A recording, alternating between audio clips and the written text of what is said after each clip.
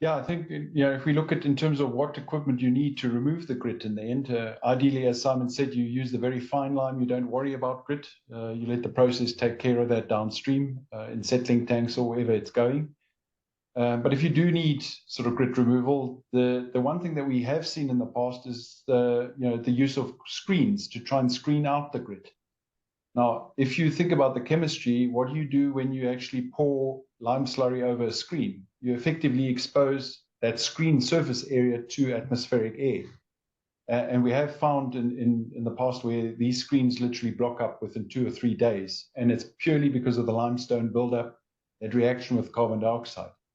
So from our point of view, screens are something we would typically not use to actually try and get the grit out of a lime slurry. Instead, we tend to use lime grit screws. So when we have an agitator, and we typically use the sort of higher power agitation, where you actually start suspending those particles, 2 to 4 millimeters or so in the actual slurry, and you allow them to run over into a second, what we call almost a settling tank, that is fitted with an inclined grit screw. And you allow those solid particles, and really depends on the speed of the actual slurry running through that tank. You allow the bigger particles to settle out, and the screw that's then fitted to the bottom of that settling tank literally comes out at an angle and slowly but surely moves that grit up and out of the actual settling tank into a skip that you would typically be able to do in that way. And those work very successfully. They can be used as bolt-on items to round tanks, square tanks. It really depends on the configuration and the requirements in the end. But typically, we'd recommend something like that, not to screen.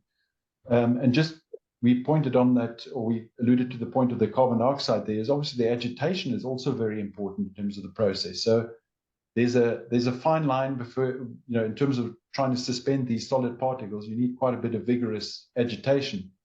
But the last thing you really want to do is draw carbon dioxide or air into the actual process, which does happen when you start agitating at very high speeds and vigorous agitation.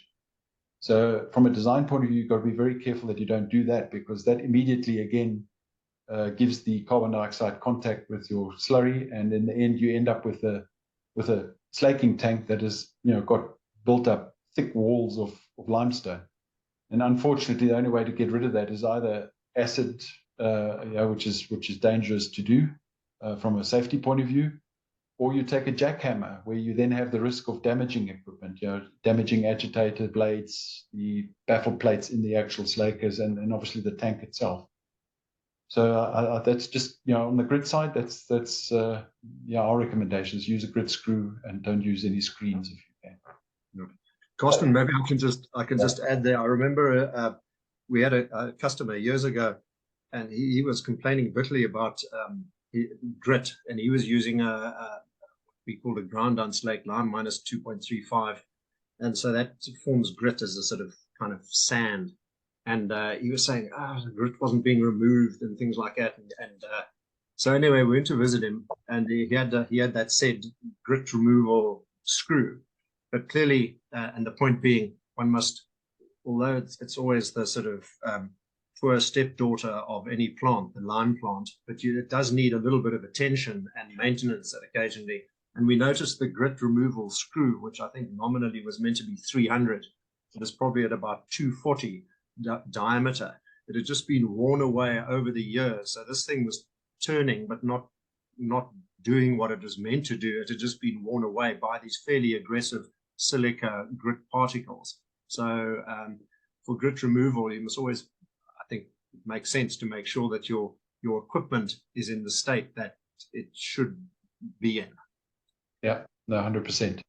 Yeah, Simon, thank you very much on adding on that. I like the question from these two expertise here in terms on this subject. We can see it from the distance.